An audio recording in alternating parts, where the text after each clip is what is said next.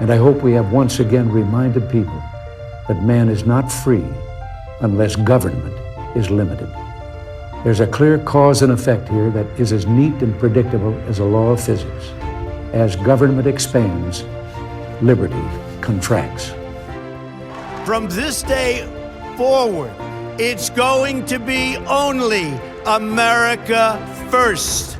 America first.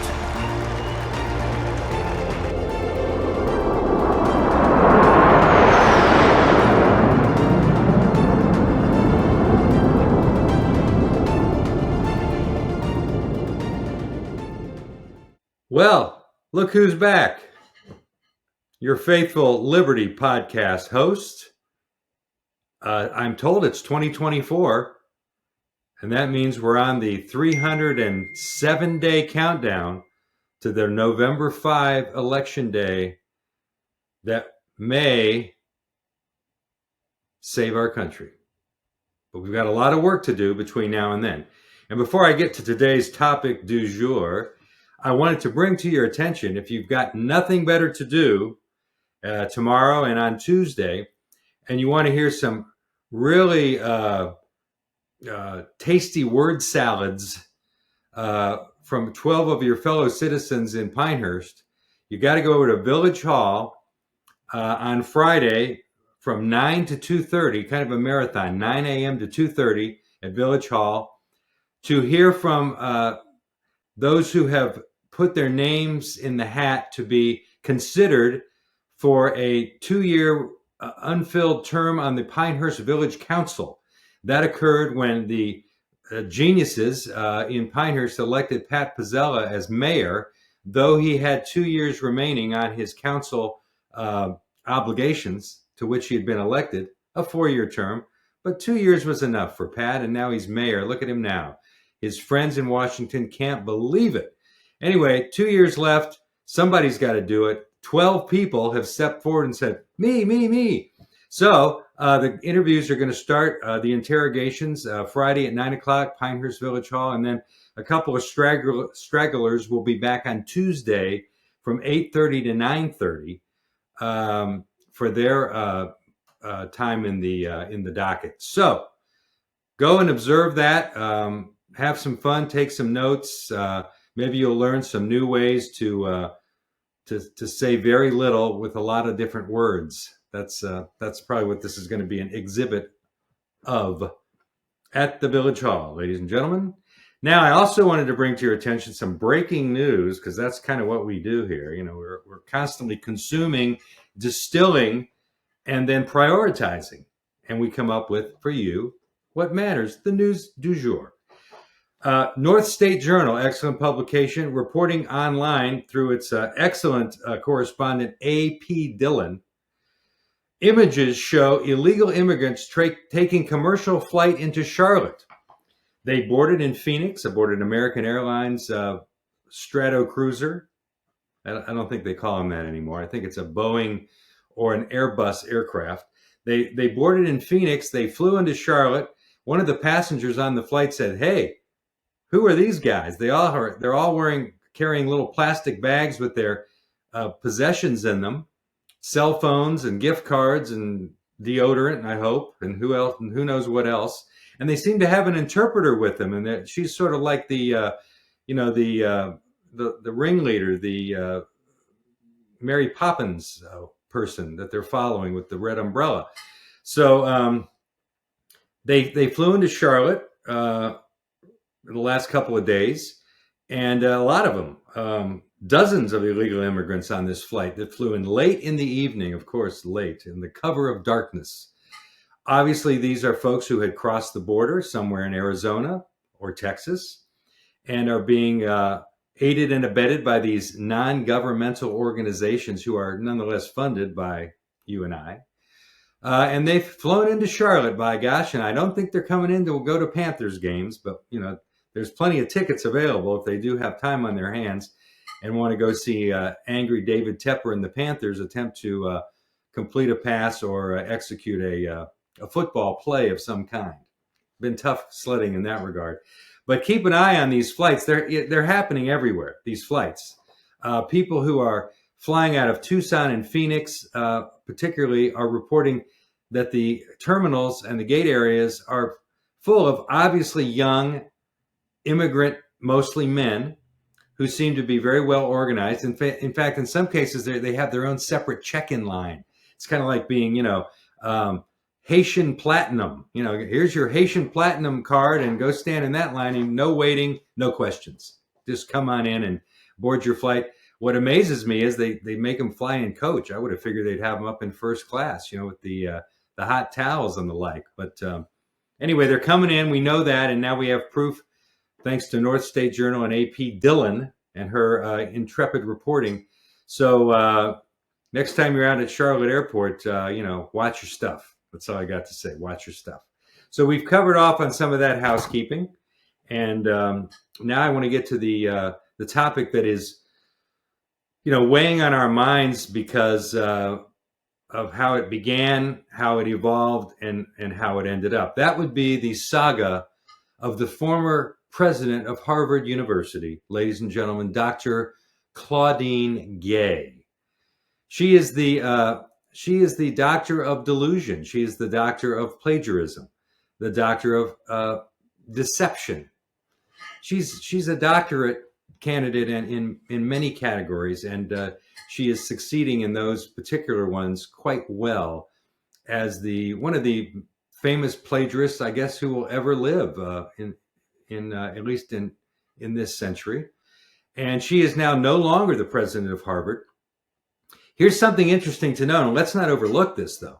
She got thrown out because, A, she refused to denounce anti-Semitism and anti-Semitic speech on the Harvard campus in front of a congressional hearing and essentially the whole world. That was heinous enough. But then some very persistent individuals began to pour through her rather flimsy academic writings. For a president of any school or university, she has done very little writing. It's, more pamphlets than books, I think. Heck, I've probably written more volume in my life than she has. But anyway, she is out. But let's keep something in mind. Harvard didn't fire her from the payroll. And according to reporting by the New York Post, she will retain her $887,000 salary as a professor who works, 6 months a year. I don't even know if she teaches classes. She might just send in assistants to do the heavy lifting. $887,000 a year. And, she's not president of Harvard anymore, but don't breathe too easy. She's a political science professor.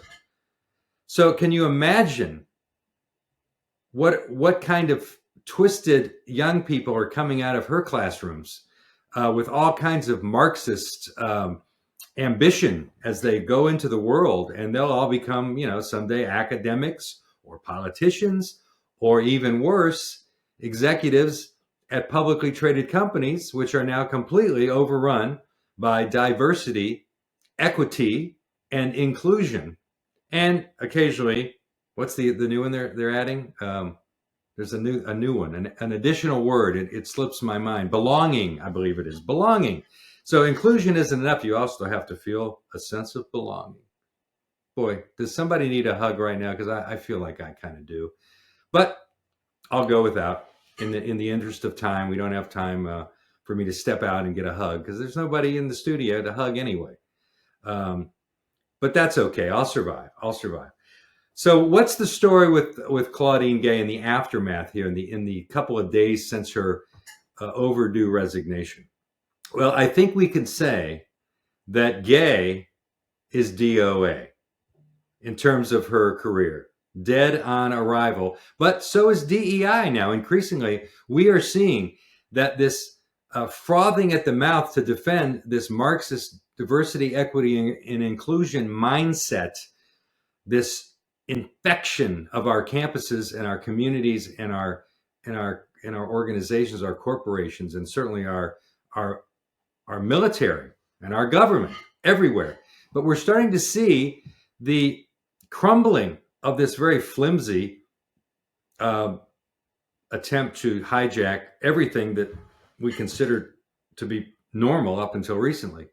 So DEI is DOA, on its way to being anyway, and Claudine Gay is going to be, I think, as famous for her plagiarism as for being one of the those responsible for leading to the downfall of this Marxism in our higher education.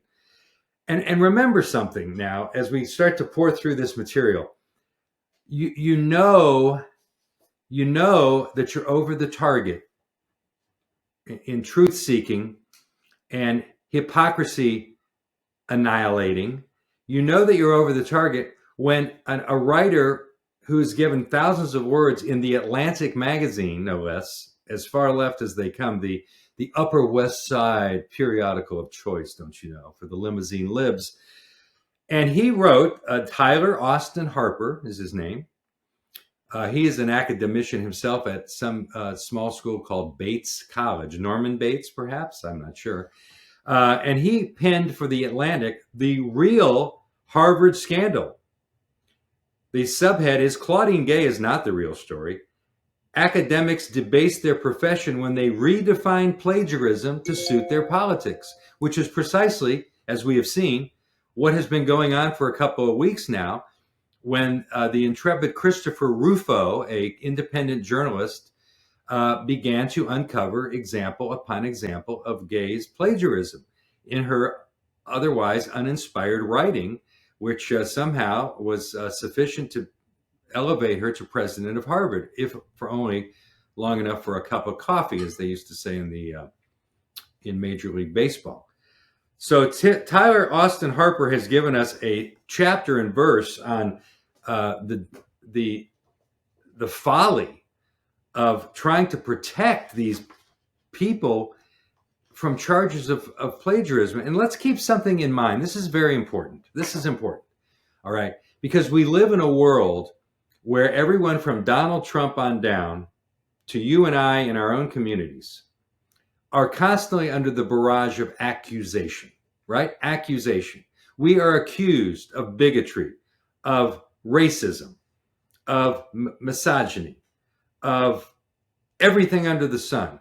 Just being generally bad, miserable people who are an existential threat to our democracy. That's what we get all day long. Accusation, accusation, accusation. Nobody takes more accusation arrows than the man over my shoulder here, Donald John Trump. That's an excellent coffee table book, by the way, if you haven't ordered it yet. Letters to Trump. It details all the years when everybody in the world of celebrity and entertainment and politics loved the guy. They loved him. Hillary, Oprah, you name it. Letters to Trump. Dear Donald, what a delight it was to see you last week over dinner, etc. It's fascinating. You should snare yourself a copy or borrow one from a dear friend. Just return it. Don't be a Democrat. So here's the funny thing. So Associated Press ran to their little laptops to dismiss, in the aftermath of Gay's resignation, to dismiss the plagiarism charges as merely nothing more than, quote, a conservative attack on her. All right, but let's remember something. Accusations are accusations, right? Brett Kavanaugh was accused when he was appointed, named to the Supreme Court and went through the approval process. He was accused of one thing after another, all baseless, and they were accusations. And when they're baseless, they don't hold up, no matter how salacious they are. You know, the red Solo cups and the frat parties and all those things that he was accused of. Remember Trump in 2016, during the campaign and after he was elected, the Steele dossier and the whole Russian collusion hoax, all rooted in accusation, okay? Even now, with the slow trickle release of the Epstein letters and documents, we're seeing accusations already beginning to pour out against Alan Dershowitz, even Bill Clinton. Someone is accusing him of, quote unquote, liking his girls young, meaning, you know, his his conquests with Epstein. But again, accusations. We're not in a position now where we can say, black and white, carved in stone, that these terrible things happened aboard Epstein's plane on his private island, on his ranch in New Mexico, in his penthouse in New York City. We can't yet carve that in stone. Accusations. But when somebody like Christopher Rufo and his colleague and others pour through the flimsy academic writings, the papers and the published documents of this Claudine Gay, and they discover blatant examples of plagiarism, not sloppy copying and pasting, but deliberate. And then when you have a very respected academician and author and scholar like Miss Swain, and I've been reading her book. It's a wonderful book. Where did I put it? Oh, I was supposed to have it in front of me. Sorry. Carol Swain, she has confirmed that Claudine Gay plagiarized her writings. She can prove it, chapter and verse. Those are no longer accusations. That is damning evidence of committing a heinous act. I mean, plagiarism is heinous no matter when it's committed. Joe Biden did it in the 80s in speeches. But in the academic world, it is, right up there with, child abuse and cat juggling. You know what I'm saying? It's just not acceptable. So we are looking now at something far beyond accusation. And that's where the whole defense of Claudine Gay fell apart. So, of course, what happens? AP posted story about it's a political hit job on Claudine Gay. In no time flat, AP blasted for article labeling plagiarism as, quote, new conservative weapon against, the left. Conservative weapon. I'll tell you what the weapon was. Her arrogance to think she could plagiarize without penalty. So the weapon was the gun she put to her own head in the form of plagiarism, was it not? But I want to get to this excellent piece in the Atlantic, which is a phrase I don't often say, either here in the studio or among my few remaining friends. But this was an excellent piece in the Atlantic. As usual, I think with this publication, they do allow their writers to ramble on a bit. They need to take the chainsaw to some of these run-on sentences and 500-word paragraphs and whatnot. But I will get to this, and as a public service to you, my faithful viewers and listeners, I have distilled this lengthy magnum opus of an article down to its important points for you. And for that, I will don my very Harvard-like spectacles so I can read this more clearly. So he immediately points out that what happened to Gay was, in the minds of the left who tried to defend her, and many did, and many still are, that she was a college president who succumbed to conservative pressure. Listen to what this Harvard law professor told the New York Times. He dismissed what was charged against Gay and her writing as part of an extreme right-wing attack on elite institutions. If it came from some other quarter, Charles Fried said, I might be granting it some credence, but not from these people. What, they don't know how to read as well as your people do?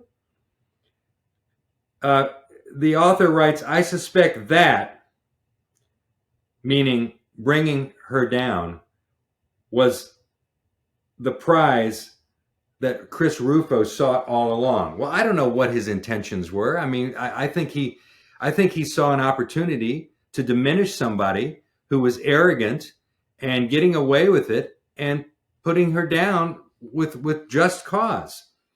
He writes further, Mr. Tyler. Did I get his name right? Yeah, well, his first name is Tyler, so I better call him Mr. Harper because we're not pen pals yet. The true scandal is that so many journalists and academics are still willing to redefine plagiarism to suit their politics.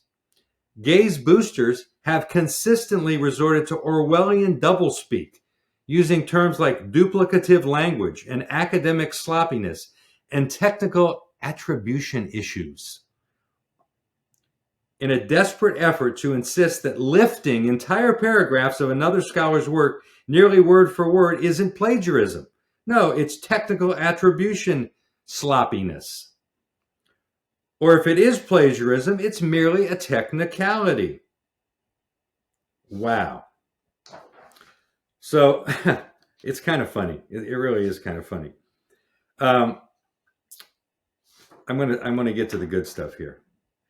It is impossible to talk about this controversy without acknowledging the fact that the unraveling of Gay's presidency was the product of a well-planned right-wing broadside, an attack that began taking shape after her December 5th congressional testimony. That's what her defenders say, that this can only be dismissed as a well-planned right-wing broadside. Much of the media attention and the right-wing criticism ended up focusing on the lone black president, not the other two women presidents who testified before Congress and also refused to denounce anti-Semitism. Well, I don't know why that would be, other than the fact that I guess the other two aren't plagiarists, are they? No, they're not. Unbelievable. Conservatives have long seen Gay as the diversity hire avatar of their DEI bogeymen. They wanted an excuse to force her out, so they went looking for skeletons. The problem for progressives is that the conservatives found a closet full of bones. Bones. In other words, not just a skeleton or two, but mounds of evidence of plagiarism. Mounds. Gotta love it. What is galling about this kind of defense is that it is perfectly possible to maintain that Gay shouldn't have been fired while also conceding that she's guilty of serial, if low-stakes plagiarism.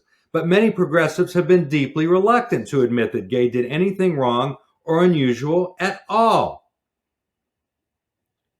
Not to be outdone, CNN reporter Matt Egan was at pains to note that Gay had not stolen anyone's ideas. Quote, she has been accused of copying other people's writing, so it's been more sloppy attribution than stealing anyone's ideas. Are you kidding me? She stole Carol Swain's ideas. How did she do that? By using Carol Swain's words to promote her thesis. What's the difference? There's no difference. Only when you're talking about DEI, I think, is there a difference. Here's this Emory University professor, quantitative theorist and historian. Is that a job? I guess it is. Joe Gouldy. Claudine Gay has resigned on the basis of a plagiarism charge that could have been leveled at anyone we know via the power of text mining applied without sound standards of how to assess the results. In an earlier post, Gouldy from Emory University had insisted that it is not Gay who should be condemned, but the other professors who accused the president of plagiarism. How dare you defend the sanctity of your profession from a lightweight who can't even complete her own work without stealing the work of others? He, the writer, also points to a University of Kentucky professor who says that please understand that you cannot use whole sentences from people unless you want to get in trouble for academic dishonesty. This professor, the author writes, is entirely correct. Using watery euphemisms to refer to blatant plagiarism debases our profession, and the assertion that everyone plagiarizes if you just look hard enough debases it further, as if higher education doesn't have enough holes shot in it already.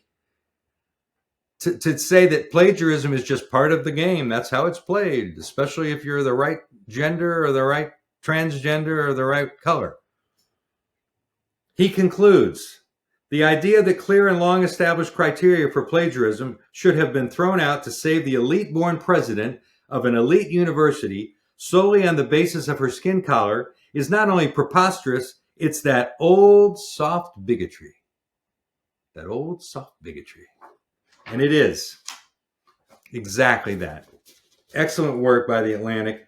It's why I subscribe. I got to tell you, it's painful to read most of the stuff in this publication, but every now and then they will allow a good or excellent writer to make some very valid and excellent points, and I bring them to you, despite the pain of the process. That's what I'm here for. I'm here for you. Never forget that. So let's wrap up what we have determined today, and I think the big takeaway for me is that as Claudine Gay, now the poster child for the demise of diversity, equity, inclusion, I think today we can now change the meaning of DEI. I think that she has given us clarity as to what DEI actually stands for. Dishonesty, equivocacy. Why did I pick a word that's hard to say? Dishonesty, equivocacy, and insulation. Dishonesty, clearly. Equivocacy, which means, well, you know, it's not a problem if I do it. It's only a problem if conservatives do it, or Republicans do it, or Donald Trump does it. See, there's an equivocacy problem right there. And insulation. Well, I'm the president of Harvard. I'm Joe Biden. I'm Hunter Biden. You know, I'm name somebody. I'm Jeffrey Epstein. I'm Bill Clinton. I'm Hillary Clinton. I'm insulated from standards, from the law. I'm Hunter Biden. I don't have to pay taxes. I'm insulated. DEI. Remember those words. Dishonesty, equivocacy, and insulation. If you can say equivocacy in front of people at a cocktail party or from a podium, that in and of itself scores you big points, because it's a hard word to say. But what matters is that you understand what it means. Because, see, we understand that words matter and acronyms matter. And you can't just throw them out there and then la-di-da, do the exact opposite and get away with it. So we're coming up hard on our stop of 30 minutes or less, because we know you're hardworking people with lots to do, lots of things to do, lots of Democrats and Marxists to alienate. You got to get on with your day. We thank you for joining us here on the Liberty Podcast in a new year, 2024, 307 days till Election Day, and we will see you next time.